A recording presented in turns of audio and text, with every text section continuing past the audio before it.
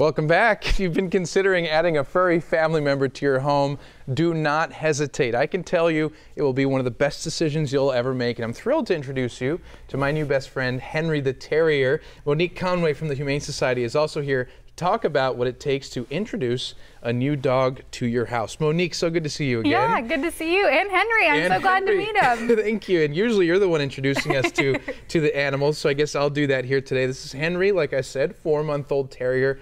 I got him from the Humane Society. He was there with his little brother when I showed up, and another family actually adopted his little brother at the same time that I got Henry. So we both got lucky, and they each got their forever homes. And as you can see, he's teething a little bit right now. His little pearly whites they're tiny, and they're falling out. They're so cute because they're wiggly. But it's a lot of work to have a new puppy. Yes. I will say it's completely worth it. But people, when they get new dogs in their homes, they don't always anticipate how much work it's going to be or what they actually need to have prepared for their dogs to take home. So where do you think people should start when it comes to that? So you definitely want to keep in mind where your pet's going to be during the day. Mm-hmm. So if you are going to be gone at work, which most people are, you want to see if they're going to be indoors or outdoors, if they're going to be in a crate, and kind of get that ready. Yeah. We always recommend doing like a walkthrough through your house and making sure there's no like exposed wires, you know, like from the TV that they might want to chew on, especially for puppies. Making sure that there's no food on the counters, because that's also really enticing to dogs. Yeah.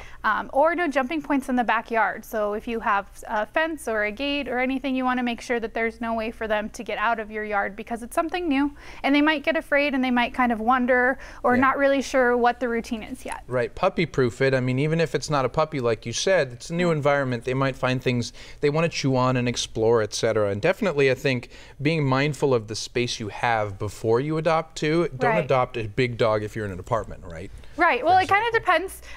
We have a lot of mixes, so it's really best to speak with adoption counselors, I think, and just let them know what your living situation is and what your activity level is, and they can actually help match you with the best dog, because sometimes the biggest dogs are the laziest, but other times they're the most active. So it's definitely a great thing to keep in mind, because you know you want to make that routine with your dog, and you don't want to be on 2 different schedules. Well, and I was hunting for a dog for a while, and I went to the Humane Society several times, and those adoption specialists, adoption counselors, you call them, they know what they're talking about. So you can trust what they're going to say. They're going to give you good advice every time.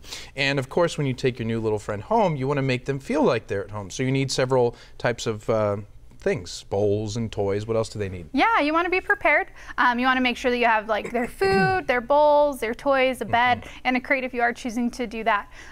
With us, you're really lucky because you can get that stuff at our Posh stores or at our main campus. We have all of that there for sale, so you can kind of get it all at once. No taxes. Right? Exactly. It's That's all where I got his collar, actually. And they have these really cool designs. You might have seen it earlier when he was up on camera.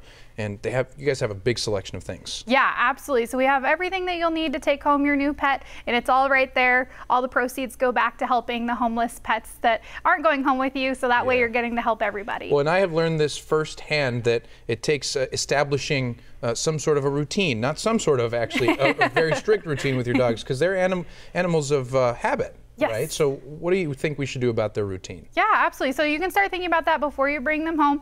I like to do my schedule with my dogs at home based around my work schedule. Yeah. So I like to feed them before I go to work, and then when I get home from work, so they know every day, you know, like that's the routine, that's what's going to happen. We have a dog door, so we don't have to worry about potty breaks. But that's definitely something to keep in mind, especially if you're going to be at work all day. Is somebody going to be able to come home and let them out, or are they going to have to hold it all day? Because for some dogs, that can be very difficult. Well, especially for puppies. I mean, their bladders are tiny, they're still developing, so they can't hold it for more than maybe 4 hours max. Right. Probably even a little bit less than that. Henry's been pretty good about that. I've been crate training him, and he's actually getting good at not peeing and pooping in the house. He's getting pretty good at it. Yeah. So it just takes routine, and also you have to be patient, right? You have to be understanding. You have to realize it's a living animal that needs to establish a routine, and you have to try your best to just be patient. Yeah, I mean, essentially you're starting a new relationship, right?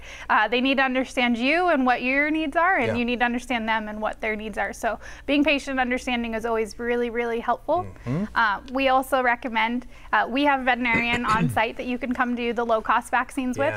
We'll send you reminders when your pet's due, but if you adopt from elsewhere, or if you're choosing to go to another veterinarian after adopting from us, you want to make sure to do that initial checkup even before they're due for vaccines, so that way way you can establish, you know, who your veterinarian is, That's right. meet them, meet their staff, make sure it's somewhere you feel comfortable with your pet.